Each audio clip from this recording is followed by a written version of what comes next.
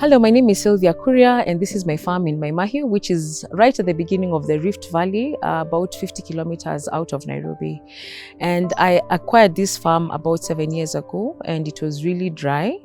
In fact, it was actually just a bushland. We didn't even have anything. And, we've actually built the farm from ground up. When we came here, because, we are not very far from Mount Longonot, we found that, we have a bit of like volcanic soils, which tend to be very sodic. So that means our soils were high salt, so nothing we ever planted grew. In the first 4 years that I was here, we planted more than 3,000 trees. Every tree that you see here, we planted it. So we planted different species of trees, but we focused on planting nitrogen fixers.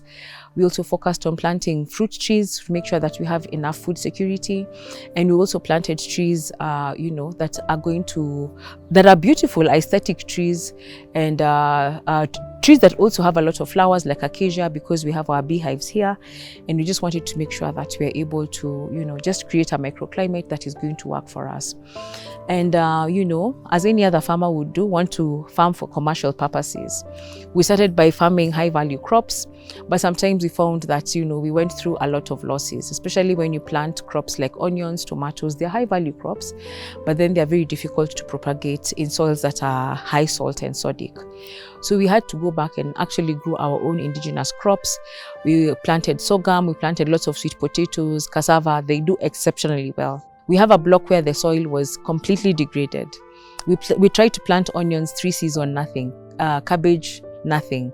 We planted, I remember beans even refused to do well there. And, we've had to learn, that, sometimes when you have to adapt, to your kind of climate, the secret is actually to go back to plant your own local indigenous foods, because they're the ones that are climate resilient, and a big bonus about having such crops is that, they are nutritionally dense, like when you think about, the nutrition you get from cassava, from sweet potatoes, from sorghum and millet, and indigenous leafy vegetables, those also do very well here, We actually make sure that we make 2 or 3 compost piles every week, because we are growing our food on about 3.5 acres.